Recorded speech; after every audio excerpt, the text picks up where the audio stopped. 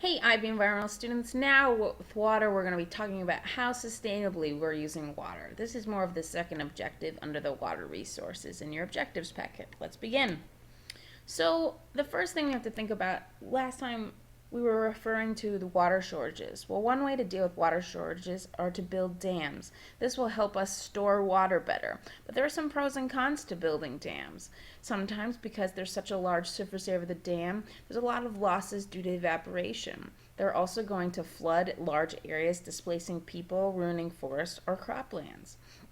Furthermore, there's some positives. They could help us have some recreation here, or fishing, or water skiing. Um, Another positive, the dam itself usually is going to help us produce hydropower or electricity. There's also some downstream flooding that's reduced, which is very helpful to the areas later on. There might be some migration that's disrupted. Think about if salmon were trying to swim through here, they're not able to anymore. There's also going to be irrigation now available year round now that this guy is not as intense, the water flow. The sad last thing is that we need rich nutrients from soil flowing through the water. Some erosion is not a bad thing. We want some soil movement, but oops, the downstream areas are not getting that nutrient rich silt deposited at the edge here. So that's going to impact their ability to have fertile soil, which is not so good. So are they a good idea? Well, there's pros and cons. You have to be able to evaluate dams. We're now going to talk about a case study, specifically the U.S. Colorado River, where they did build a dam. This river constitutes 6 states. There are two countries that depend on this water, us included.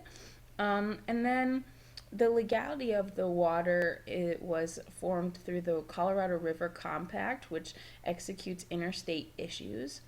There are two major basins shown in this picture, the upper basin in this more orangey color and the lower basin in the green color. The lower basin is really maxed out with its population, and the upper level has less people and less use usually. But over time, this has become more populated. The initial water use was they built a dam right here, the Glen Canyon Dam. There are later other dams that were built, but this dam kind of in between the two areas, the upper and the lower basin, was a really big deal. It held the water behind. It provided more water to this upper basin. But remember, I said the Arizona lower basin was getting really heavily populated. So that was no good because they needed more water and they were being deprived of water and some fertile soil. The other thing was, remember we said when we put a dam in, it ends up flooding the area up here, but it also is going to expose a large surface area to evaporation, so a lot of water was lost.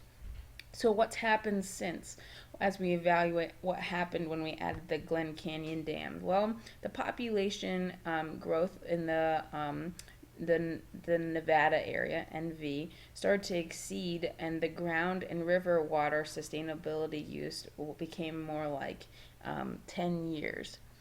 The dam later was decommissioned to limit evaporation, so they kind of fixed that a little bit, but it's not perfect. But the problem was because water was being used so much in these upper areas of the Colorado River, by the time it got to the Mexican border, remember there's 6 states that use this river, the river ran dry, and the people who were depending on the river in the lower areas, depending on the silt, they didn't have any water. Now, there have also, because of this, been historical droughts in those lower areas. Think Arizona. Think about what's happening in California now. So now they've started to set new legal limits to how much water can be taken in different areas, and that's through a lot of legislation. But that takes a while to set, and it has to be followed through with. So there's a lot of issues to having dams and having water go to different areas. Here's our second case study. This one's in China. Once again, there was a big dam built called the Three Gorges Dam right here. This was actually the largest dam that was ever built in 2011. The potential output was hopefully to have more energy than 9 traditional coal power plants. And that meant that it was going to generate about 10% of China's electricity. So this is a big deal because hydropower is renewable, not non-renewable, and that was going to hopefully lower pollution. But the problem was it was holding back this wonderful river, the Yangtze River's floodwaters, so that was good because people weren't getting flooded downriver as much, but it was also holding back their precious fertile silt that they needed for their farming lower on the river.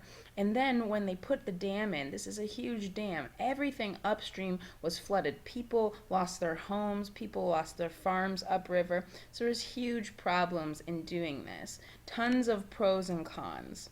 So how sustainably then are we using the water even when we do put dams in or not? Well, the problem is, especially with groundwater that's below the surface, we often don't see how much is there. The big groundwater that we depend on in across the US is the Agalawa aquifer. You try saying that one 5 times fast. This is that big blue area here in the middle of the Midwest. Remember, there's a lot of farms in the Midwest, and we've had problems with the Dust Bowl in the Midwest. We are using this water 8 times faster than it can be replenished, and mostly for agricultural use. It is providing about a third of the world's, groundwater provides about a third of the world's water, not this aquifer specifically. This one's being used mostly for agriculture. And groundwater is supplying about 51% of the drinking water. Just know that when we're looking at groundwater, we're over pumping it, and we've been doing that since the 1950s. Do note that that's when we really exponentially started growing as a population, and our resource use was also increasing because of our living standards. So we're pumping overall, not just this aquifer, water about 4 times faster than it can replenish. That's not sustainable.